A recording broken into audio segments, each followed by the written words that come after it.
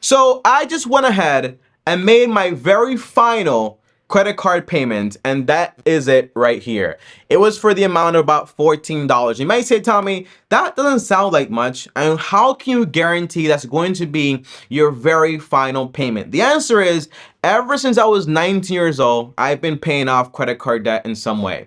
Whether it was when I had $13,000 in debts, when I was basically buying things I didn't need, or leveraging the money in my credit card to build a business, or for example, just using my credit cards to maintain a credit score for when I actually wanted to buy a house. The point is, at every single moment, I've always had to maintain some form of debt, and I've always had to have the app Credit Karma on my phone in some way to check everything, okay? But today I'm telling you guys, okay, I made my final payment. In this video, you'll know exactly why that is, but more importantly, okay, you're gonna know exactly how I went ahead about becoming debt-free, why I did it, and how you can also do it too. Now, as always, guys, like this video on top, also subscribe and hit the bell to get notified. Now, the first question that I would have if I had a video like this was basically, Tommy, how do you know you're not going to go back in credit card debt? And the answer was always for me, well, I have my credit cards, I'm responsible, I'm not going to use them, that's it. There's your answer, right? But then I found myself all the time just having to use your credit card while the money was sending somewhere, and boom, now I have a balance, and it was kind of crazy. So the only reason I can be sure about telling you guys right now I'm not gonna have any credit card debt anymore and I made my last payment is because basically about 2 nights ago, I went ahead, made my last payments, and basically closed down the remainder of my credit cards. That includes Capital One, Discover, my Synchrony Amazon account, and also my Mattress Firm account that I got ages ago to buy a mattress when I was an idiot, and that was a very bad deal, but I thought it was great because I got zero interest and it was just marketing at its core. But the point is, I can guarantee it because I have no way to get into credit card debt because I no longer have any credit card debt, okay? I don't have any credit cards anymore. That's the point. And you know, you're probably wondering, tell me, well, what's going to happen to your credit score? What's going to happen when you want to buy a car, want to buy a house? How is this going to affect your life in the real world? Because we do need credit to actually do things in this life, okay? Well, first of all, I'll break all those things down later in the video because in reality, that's not really true. But more importantly, I want to tell you exactly why I went ahead and basically paid off my credit card debt, okay? And by the way, before you say, Tommy, well, now you're going to be in trouble because the minute they find out you did this, your credit score is going to go down. That's true. But overall, right now, I still have offers in my Chase account, for example, offer me $18,000 with a new credit card. These offers, they're never gonna stop coming, no matter what it is. You know why? Because if you have a decent income, if you're responsible with your debts and you have a good credit score, for example, they're always gonna wanna make you offers, not because you're special, not because you're good, but just because they wanna have the opportunity to make money from you. Not go into business with you, but just make money from you. So at its core, here are the 3 reasons that I went ahead and paid off my credit card debt, okay? And by the way, as you hear this, I really don't want you to think, Tommy, that's the average person, that's not me, because I would say that too, but in reality, I am the average person from a marketing point of view, and to fight not being the average person, it takes a lot of work. And sometimes it's not worth playing this game because, like Logan Paul says, okay, if you play stupid games, you win stupid prizes, okay? And that's just a fact. It's very true. But at its core, first of all, 99% of people that have a credit card have credit card debt. There is no way around it. The only way to maintain a credit card and have it open is to have a balance on it. The only way to maintain a credit score is to have some form of debt. Even if you're a part of the long-term team, like we are, for example, and you're doing the one bill method, which basically means you have one bill on every account, you pay it off in full every single month, but that is still some form of debt. The only way to maintain a credit score is to have debt.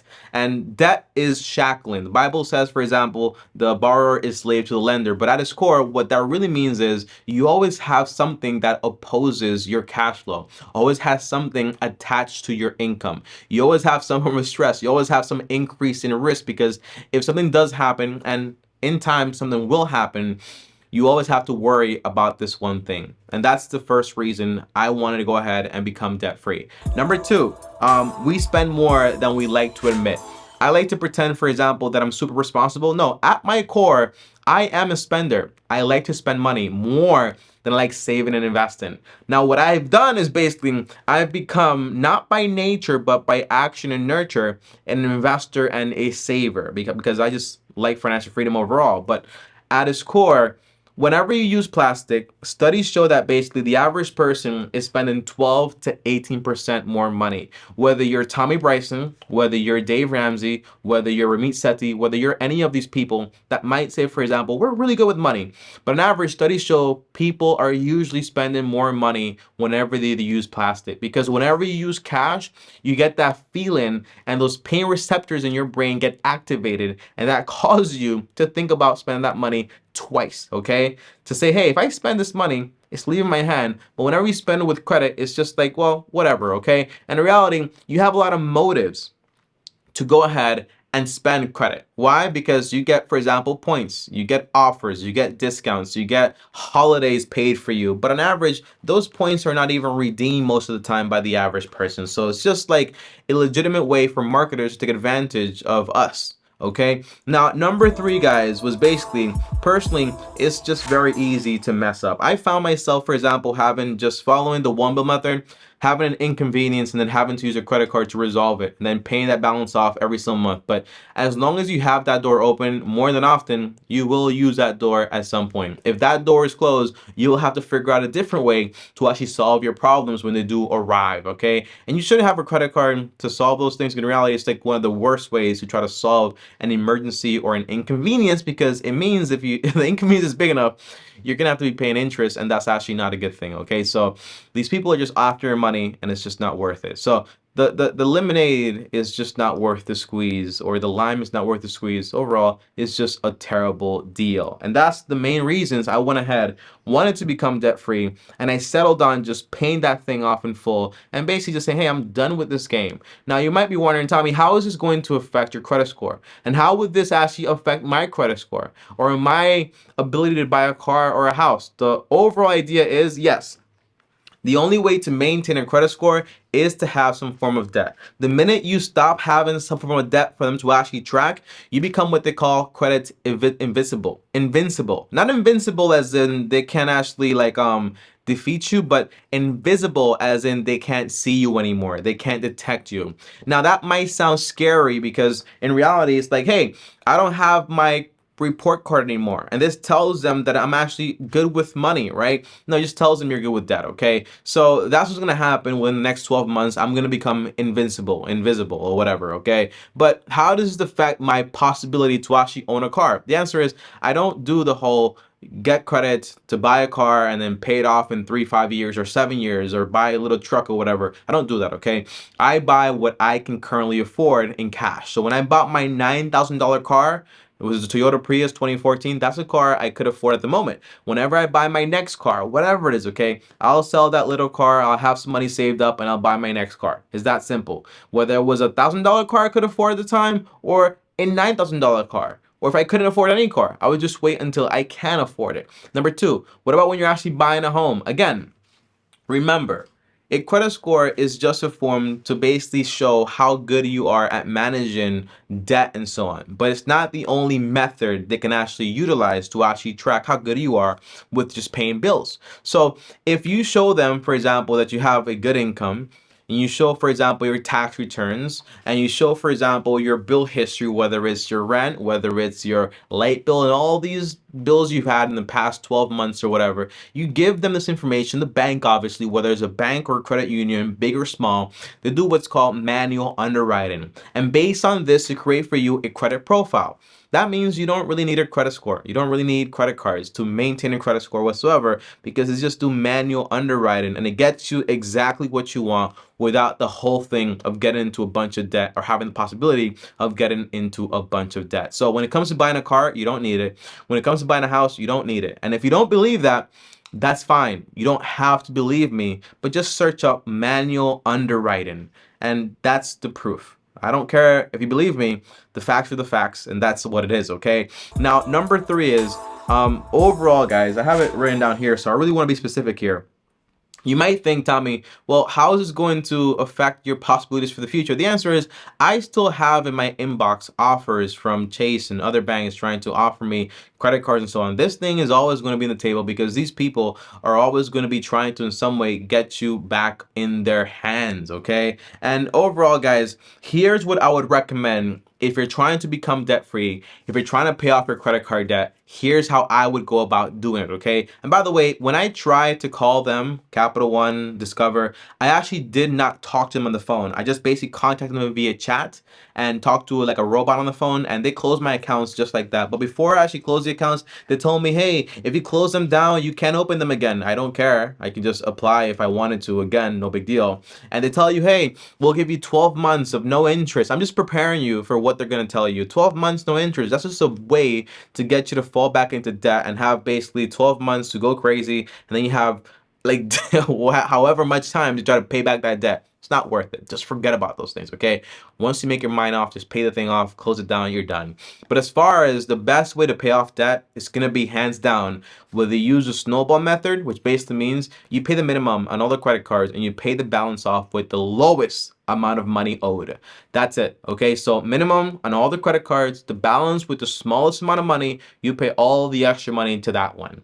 Avalanche method, which is a method that I use, okay, is basically you pay the minimum on all the credit cards, okay, and then you grab the credit card or the debt with the highest interest rate and you focus all the extra money on that one. This way, mathematically, you save money or more money, okay? But whether you want to use a snowball to build momentum or the avalanche method to build, for example, to save money on debt, whatever, save money on interest, whatever, the answer is both methods work. It just depends on your personality and what works best for you. For me, I was fine with the avalanche method. For other people out there, they're better off with the snowball method because it helps them build momentum. So whichever method you pick, they're fine for me. I really don't care. But before you do any of them, my advice would be this, okay?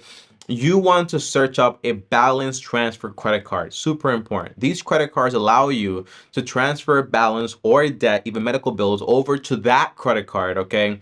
And they give you usually 12 months or 21 months as an introductory promotion to pay that thing off without any interest. The catch is when you move the money over there, now they have your business, and if you can't pay it off in those 12, 21 months like the average person does, in reality, you get stuck with them and you have to pay them interest now. That's the idea, and that is the catch, okay?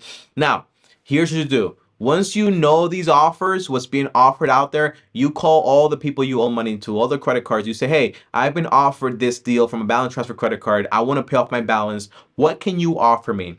They're going to tell you, we can't give you 0% interest. And you tell them, hey, how much can you lower my interest by? Because I'm planning on moving. I don't want to move, but I will move because I'm getting a better offer over here. They'll talk to a manager, talk to somebody, put you on hold, and they'll give you usually a discount as far as lowering your interest rate. Now, if they tell you no, that's fine. Hang up, call back later, and try again with a better script, okay? But if they tell you yes, okay, now what you effectively done is basically you've lowered the interest rate across all your debt. Now you're saving more money. So whichever method you use, Avalanche, snowball, doesn't matter, you're saving money. Now you might ask me, Tommy, well, what if I go ahead and I move the money from those credit cards over to the balance transfer credit card?